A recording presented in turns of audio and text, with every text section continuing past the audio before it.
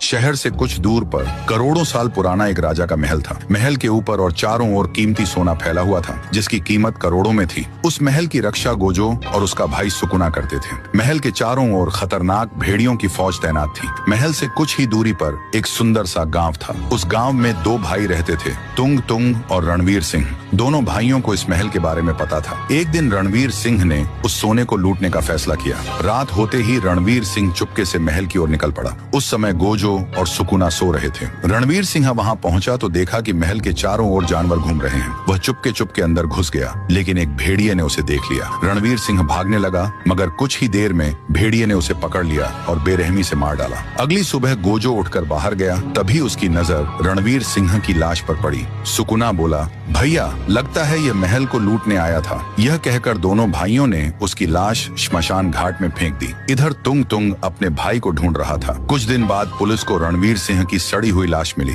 तुंग तुंग अपने भाई की लाश देखकर बहुत रोया और उसका अंतिम संस्कार कर दिया। अगले दिन गांव के दो नटखट बच्चे राय स्टार और ज्ञान खेलते खेलते ताजमहल के पास पहुंच गए। तभी राय स्टार की नजर रणवीर अंकल की फोटो पर पड़ी। वह दौड़कर तुंग तुंग अंकल के घर गया और सारी बात बता दी। तुंग तुंग समझ गया कि जरूर भेड़ियों ने उसके भाई को मार दिया होगा। उसी रात तुंग तुंग ने ताजमहल का सारा सोना लूटने का फैसला किया। रात होते ही वह अपनी जादुई तीर लेकर महल की ओर निकल पड़ा। ताजमहल के पास पहुंचकर उसने एक ही तीर से ऊपर छलांग लगा दी। जल्दी जल्दी उसने सारा कीमती सोना लूट लिया और वहां से निकल गया। अगली सुबह गोजो सारा सोना गायब देखकर हैरान रह गया। उसने अपनी रहस्यमयी शक्ति से पिछली घटनाएं देख ली। आगे क्या हुआ, इसका पार्ट 2 जल्द आ रहा है।